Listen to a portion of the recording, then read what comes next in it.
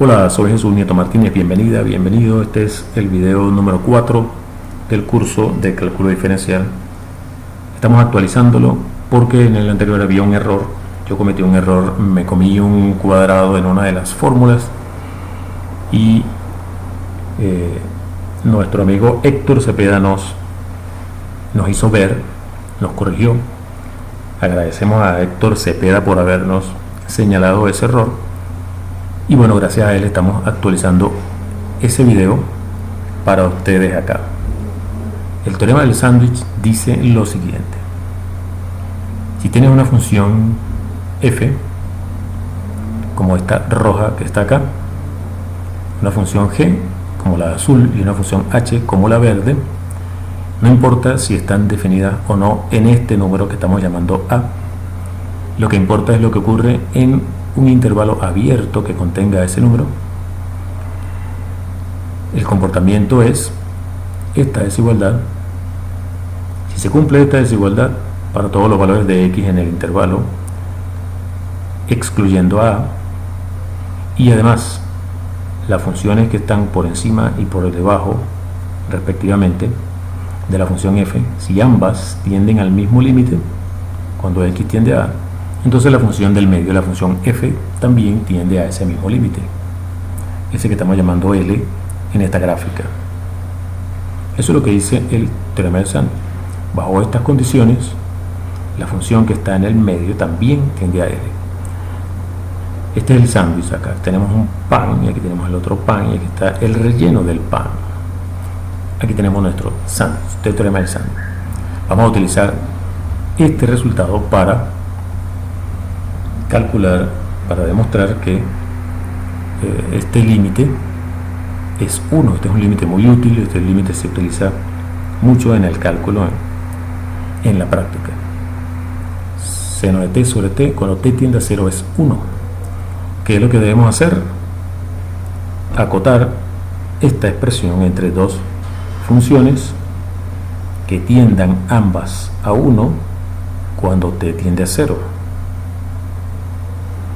Eso en algún intervalo abierto, no importa si la desigualdad no se cumple en el 0. De hecho, esto ni siquiera tiene sentido cuando t vale 0, pero no importa. En la hipótesis del teorema del sándwich se pide que esto se cumpla en el intervalo sin incluir a el número en cuestión, el número en el que se está calculando el límite. Así que no importa si esto está definido o no en el 0. La idea entonces es encontrar una expresión g y una expresión h en la que se cumpla la desigualdad y que además esta expresión tienda a 1 cuando t tiende a 0 e igualmente para la h. Hay que buscar g y hay que buscar h. Para eso nos valemos de argumentos geométricos. Aquí tenemos el círculo trigonométrico y aquí tenemos un ángulo arbitrario t entre 0 y pi medio, sin incluir el 0 y sin incluir a pi medio.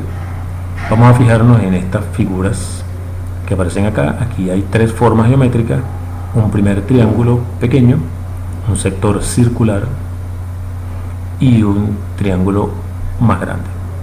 Evidentemente que el área del triángulo pequeño es menor que el área del sector circular y eso a su vez es menor que el área del triángulo más grande.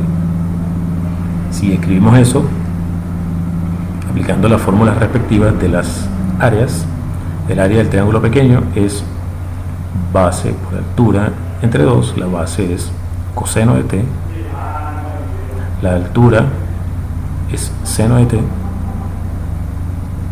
todo va dividido por 2. Hemos dicho que esa área es menor o igual que el área del sector circular.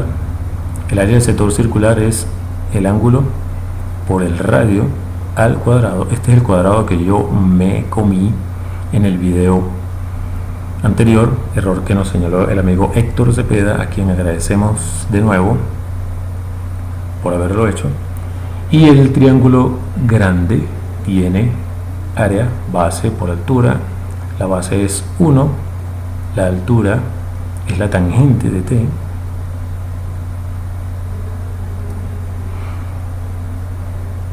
sobre 2. Entonces aquí tenemos una primera desigualdad a partir de la cual vamos a trabajar para obtener lo que queremos.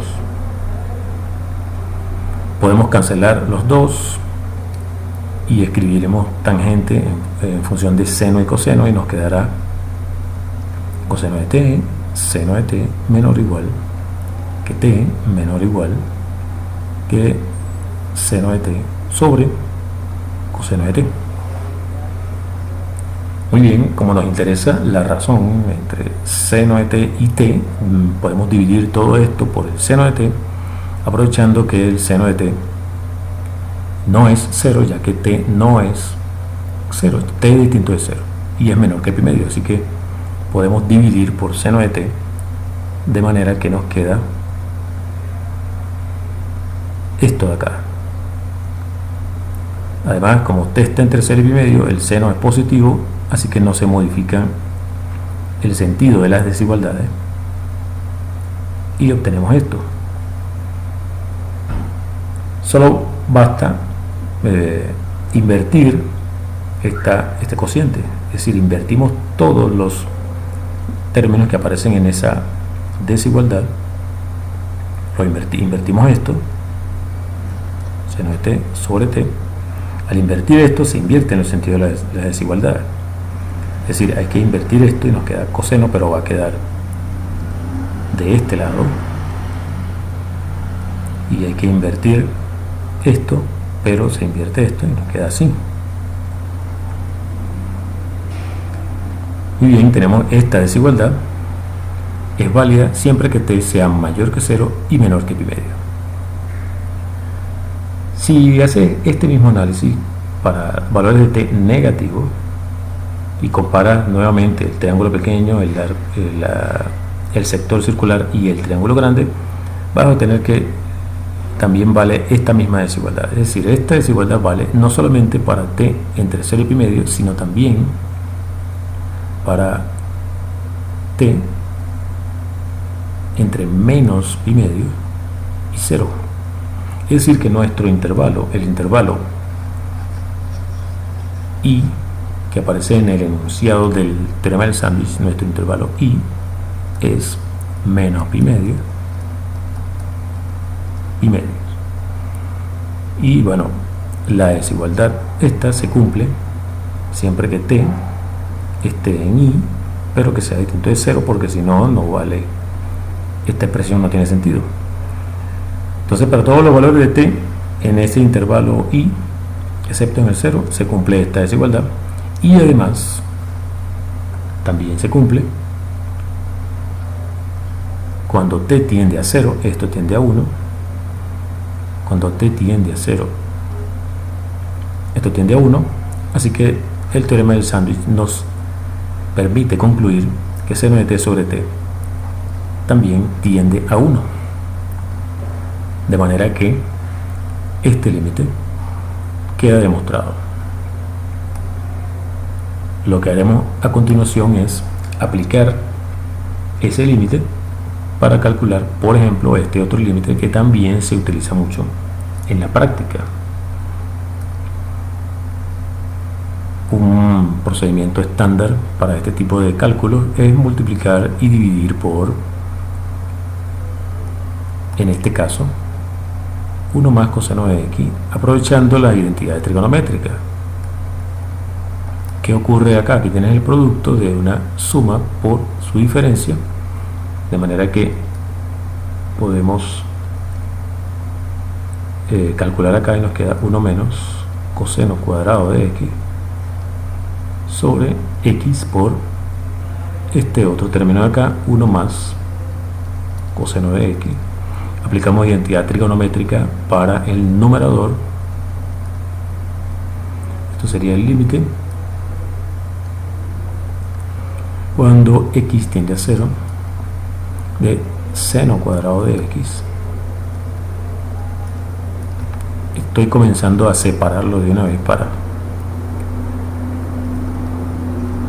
para aprovechar las propiedades que se pueden aplicar para aquellos límites que existen. Fíjate que este mismo seno cuadrado vamos a hacerlo de una vez aquí este seno cuadrado vamos a separarlo, ponemos aquí así, seno de x por seno de x.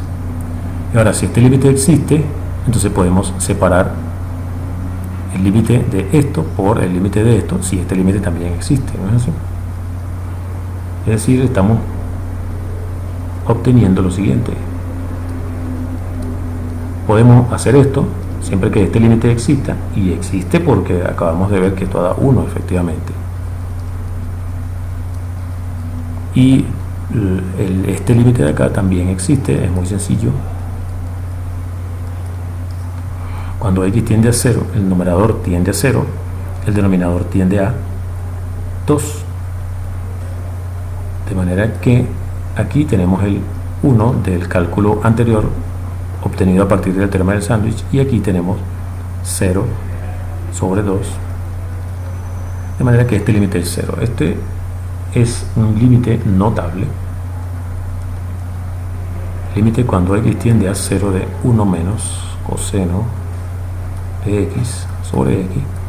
Este límite es 0 y se utiliza mucho, como te digo, en la práctica.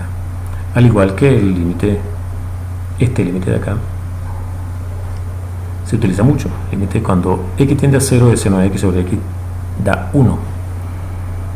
Eso lo obtuvimos a partir de el teorema del sándwich. El teorema del sándwich está aquí.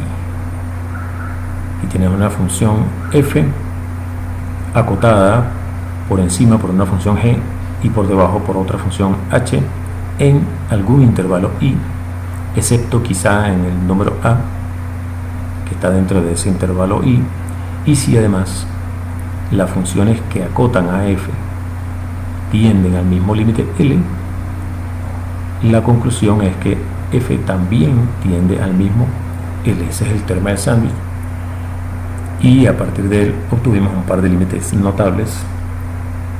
Agradecemos nuevamente a Héctor Cepeda por habernos señalado el error cometido. Soy Jesús Nieto Martínez. Hasta el próximo video.